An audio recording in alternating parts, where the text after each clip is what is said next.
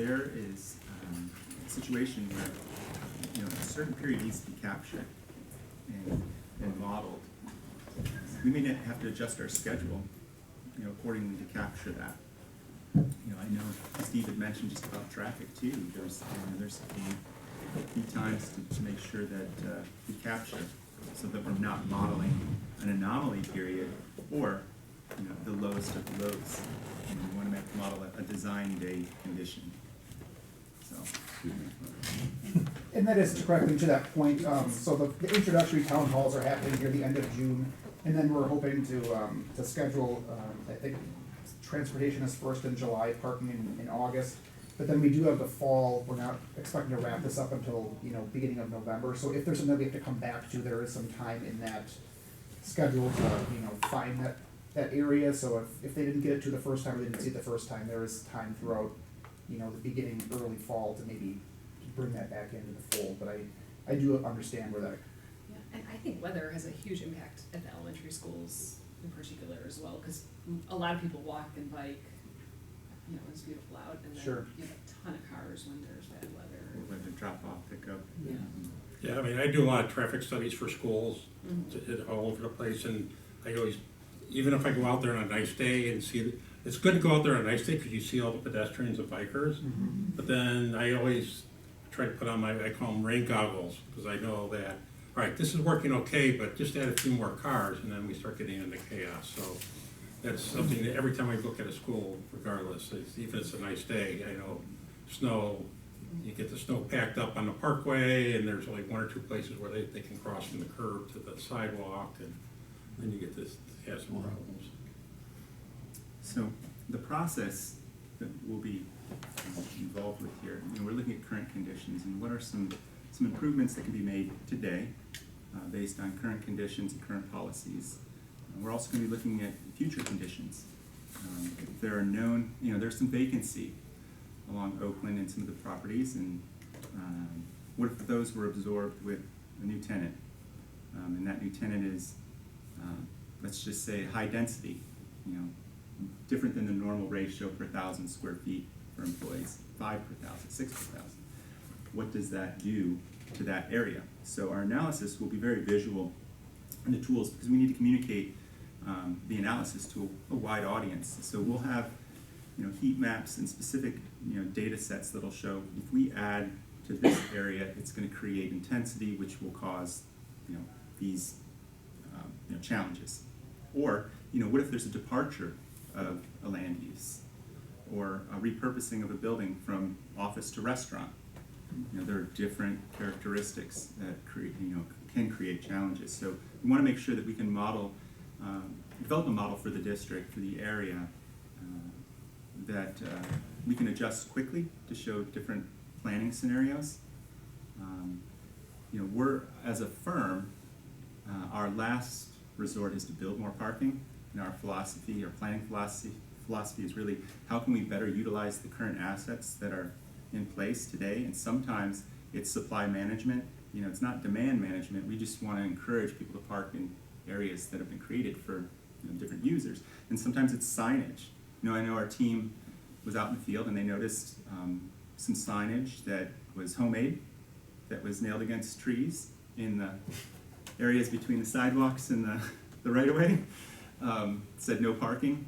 And so some people have taken it upon themselves to create their own policy, ordinance. There's in areas it's more formal. So we're looking at documenting what is there today, and if somebody has taken it upon themselves to put a sign there, obviously there's an issue. Let's take a good look at that and see what's going on there. We've been in many communities before. We look at policies for parking, and the land use has changed. So the duration that you can stay may be too long or too short, but we start to localize the analysis. For residents, multi-use tenants, we look at current ratios. So it's great that information that you provided, the ratios that you have on site. What are the policies for on-street? Do they support? Do they contradict? How do they fit into the community? you know, it's a challenge. We see from Appleton, Wausau, I can list a bunch of, even Oshkosh, you know, downtown housing, Madison we've worked in. People love, you know, the density and the you know, impact on the economy that multi-unit housing can have, but parking seems to be where people have a challenge. And so trying to identify ways to address that appropriately, that's something that's already on our list. We know that there's a concern there. So glad you're on the committee. And once we put together that model for future, you know, demand, we're going to overlap our work with the transportation, because as I mentioned earlier, they work hand in hand, and we don't want to create a challenge. There's unintended consequences with public policy decisions sometimes. You know, you solve a problem here, it creates another problem over there. You know, we don't want to put a burden on residents because we're, you know, creating a solution in an area that's maybe, you know, high commercial, and it's forcing others to go and park in an area where there's the path of least resistance. We want to think through this holistically, and also from a traffic perspective. So, you know, Steve will be working on the recommendations for improvements to the traffic and some circulation adjustments as well.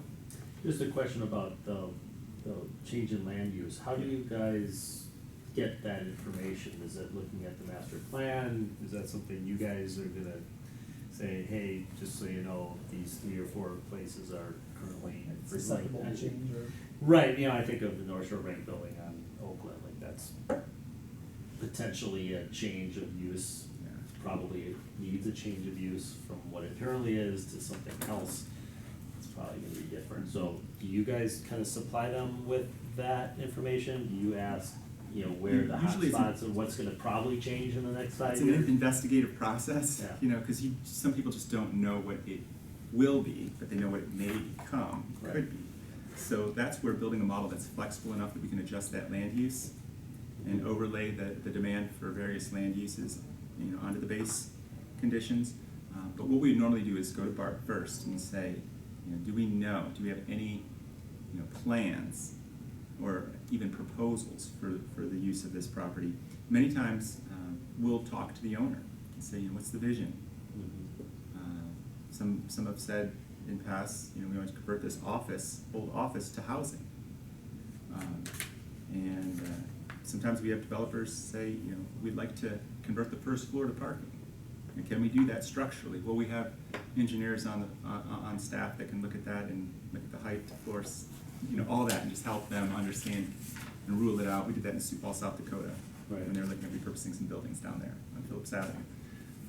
But talking to folks in the focus group meetings, you know, hopefully we have representation of some folks that understand what's going on in the community and can give us some direction. Talking to Bart, this committee I think is going to be a valuable resource. If you have any input, any insight, we'll take direction.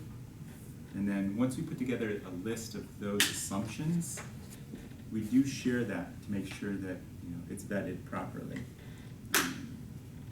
Because, you know, we'll usually have a high and low projection for future needs, assuming, and I'm not going to put best or worst case because some people will assume higher density isn't what the best is. Others believe it is, but we'll just put a high and a low on it, and you can see clearly the assumptions that are applied. Yeah. And one of the scenarios will be same store operation, meaning Shorewood, as we see it today, stays the same. What changes do we need to be made to the transportation and parking policies? That's kind of our baseline, and then you add some adjustments based on where we know new development may be a possibility. And just to add from a staff perspective and perhaps elected officials perspective as well, I think one of the goals of the analysis is education. So, you know, if someone puts their no parking sign out there because they think it's, you know, the best fit for that location, what does that mean for the village as in whole, you know, in terms of whether it's housing affordability or attracting people to come to the businesses or whatnot. So yes, if no parking is the result, what does that mean for other things, right? So it all ties together. So I think the village is looking for some sort of document or at least perspective of when we do get requests from residents or businesses that say, I wanna do this, we'll have something to look forward and say, okay, if we do this, it could impact these 5 things, so that we can make our decisions, in a rational basis, so that we don't have to keep band-aiding, and poke a hole in this place and, water comes up over there, right? So I think education is a primary goal of this analysis, that we have something that we can all reference,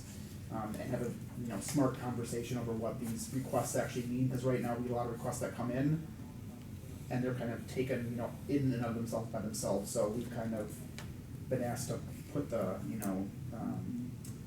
brakes on those requests until we have something that we can reference and say, okay, this does or does not make sense in terms of how it impacts other things. So I think just in terms of what we're looking at, that's the primary goal from the staff perspective, that we get a document and a process that we can utilize to best respond to the requests we get. That's a great point, and the focus group meetings will be a tool to help bring education into the process. What we love to see at a focus group meeting, a group of folks that come from different areas of the community, have different interests, so they learn about what a resident is up against in their on-street parking situation, or a restaurant owner trying to make sure there's enough turnover, because every table turn is business, it's profit form. So everybody has different issues, but they walk away going, I understand now a little bit more about the community and how parking is interwoven throughout many aspects of the community. Even if you don't own a car, it still could impact the cost of housing. So as I mentioned before, there are unintended consequences by knee-jerk reaction policy adjustments. And we just need to make sure that we're thinking through this holistically and listening to the community members. We're going to be organizing the issues by themes. Sorry. Organizing the issues according to different themes, common themes that will come up. We're going to, just the mechanics of the focus groups.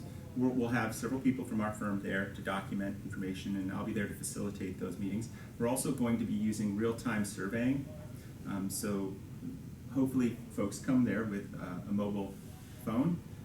There's an app that you log into. You don't have to have it on your phone, but we can ask a question. The question comes up on their phone, and they can respond immediately, and they can see it on the screen, so they can understand what folks are thinking. And we start off with how long have you lived in the community, and it kind of gives just a demographic spread of, and what is the biggest issue you're facing right now with parking? What's the most immediate issue do you believe needs to be addressed?